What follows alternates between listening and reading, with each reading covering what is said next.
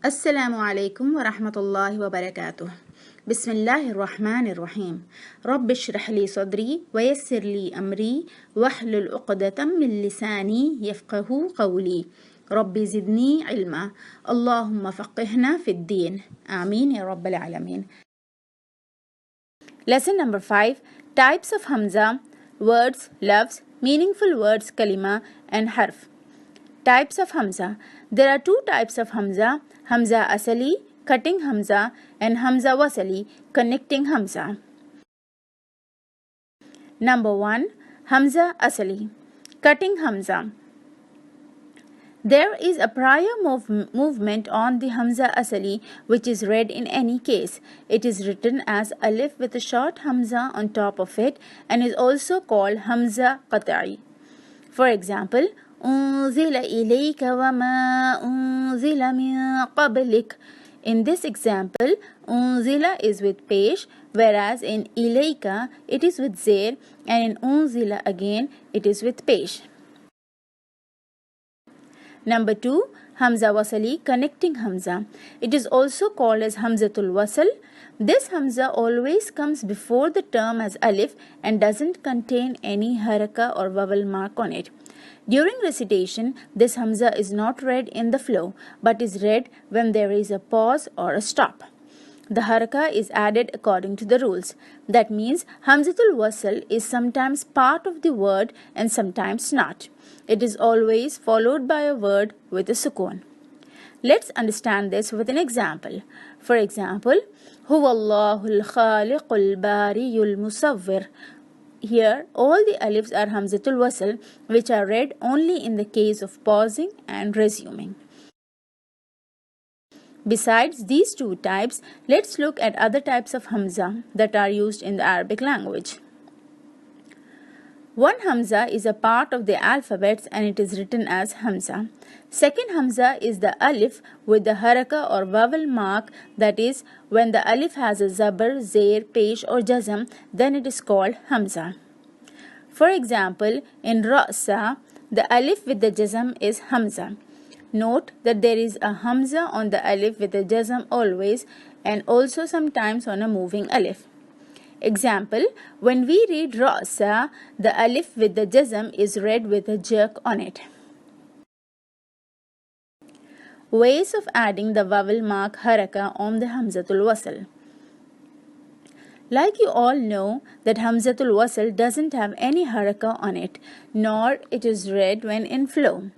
But the haraka is added to it in the case of pause and resuming the recitation from the Hamzatul Wasl. The rule for adding the haraka in that when the letter lam comes after the Hamzatul Wasl, it always gets the zabar on it. For example, Alhamdulillah. If there is no lam after the Hamzatul Wasl and the third letter has a zabar or zair on it, then the Hamzatul Wasl gets the zair below. For example, Irji'i. In the same way, if there is no lam and the third letter has a pesh on it, then the Hamzatul Wasl will get a pesh on it. For example, Uqtulu. In the various Hamzas that are used in the Arabic language, one Hamza is also in the interrogative form. The interrogative Hamza is used to question. This Hamza usually comes at the beginning of the term and is always used with zabar. The meaning for it is, are, do or does. For example, anta, meaning are you, do you. Types of words, Lafz. The linguistic meaning of Lafz is to fling or throw.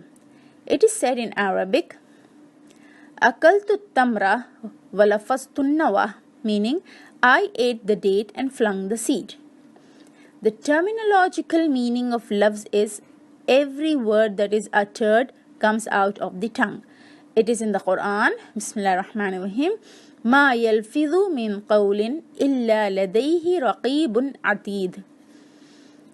Meaning, not a word does he utter, but there is a sentry by him ready to note it. Surah Qaf, ayat number 18. There are two types of Lafz, Kalima, meaningful word, and muhmal, meaningless word.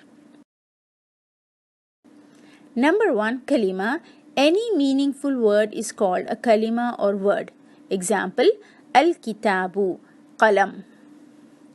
Number 2, muhmal.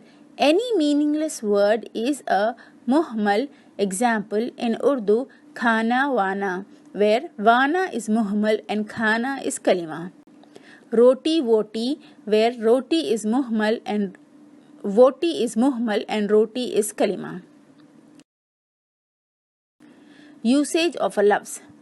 In Arabic language, the term lafz is used in two ways, as a singular, mufrad, and as a phrase, murakkab.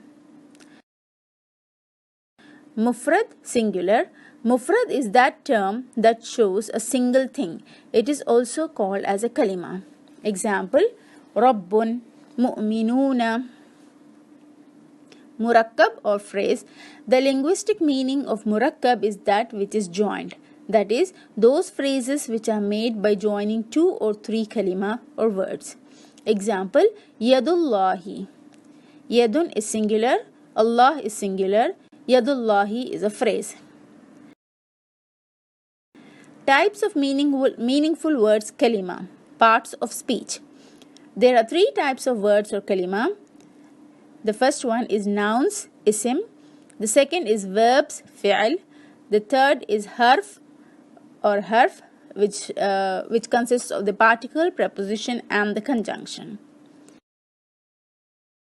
Number 1, noun, isim. Noun is that word that depicts the name or quality of anything, place, or person, and there is no time period in it. Noun is that word which doesn't need any other word to convey its meaning. For example, rajulun, man, hamidun, proper noun, darbun, beat, tayyibun, good, huwa, he, ana, I. Number 2, verb or fi'al. Verb, fi'al, is that word that depicts an action done or linked and is also related to a time period or tense, past, present, and future. For example, dhahaba, he went. Yadkhulu, he enters. Sawfa ta'lamuna, very soon you will know. Number 3, harf. Harf is that word which joins or relates the noun and the verb together. Harf is dependent on the noun and the verb to convey its meaning. Example, min, from, ala, on, fi, in, ila, to or towards. Let's understand the noun, verb, and harf with an example. ذهب زيد إلى المسجد. Zaid went to the mosque.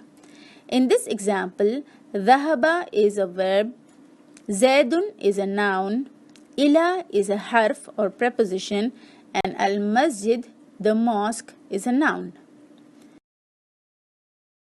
Types of harf. Harf is of 2 types. Number 1, amil or working, and number 2, ghair amil, non-working. The meaning of amil is the one who works. Amil are those harf or letters which have an effect on the word following it. Example, kharaja zaydum min ad-dar. Zayd came out of the house. In this sentence, kharaja zaydum min ad-dar, the word min is a preposition, huruf jar, and it has given a zair or kasra to the word ad-dar following it.